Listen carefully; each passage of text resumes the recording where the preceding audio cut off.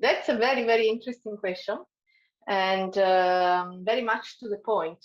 And perhaps the simplest thing I can say to start with is that empty space is not really empty from the physics point of view. So we like to call it, rather than empty, we like to call it the vacuum. And there's a subtle difference between these two things. So I could say the vacuum is not really empty.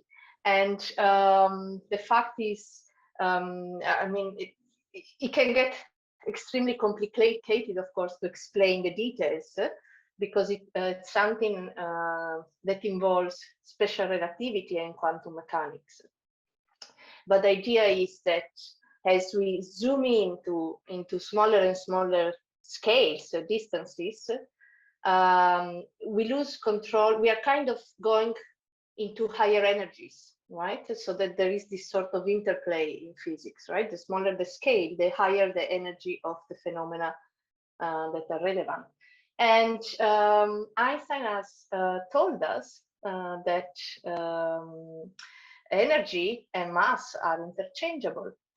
So basically, the closer you zoom in, the smaller the distances you go to look into, the higher the energies, and you can pop up particles out of nowhere, looks like.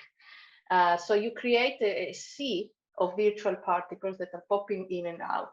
So the vacuum is really not empty, it's a very lively thing that permeates everything. And it's like, if you want, little bubbling thing. And this comes with an enormous energy. It's very, it doesn't, we don't see it, we don't have a way of notice this in our normal life, daily life, of course, right? But there are some striking effects, some ways in which we have seen this, and something that is perhaps close to Dutch, and in particular to people from Leiden, is the Casimir effect. So there is a way of sort of playing with some metal plates and mess up with this energy of the vacuum and kind of see it as a force between plates. But the other most striking way of seeing, so measuring, if you want, the effect of what you would think is empty, is through cosmology. That is very close to what I do.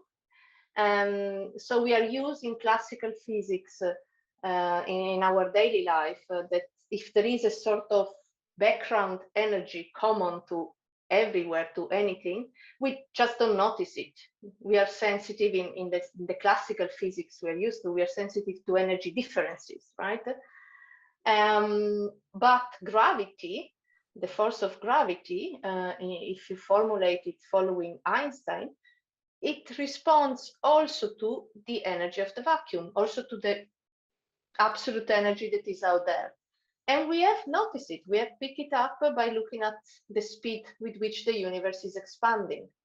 So as of now, to the best of our knowledge, the last few billion years of the universe, its dynamics has been governed by this vacuum energy, by the energy of empty space.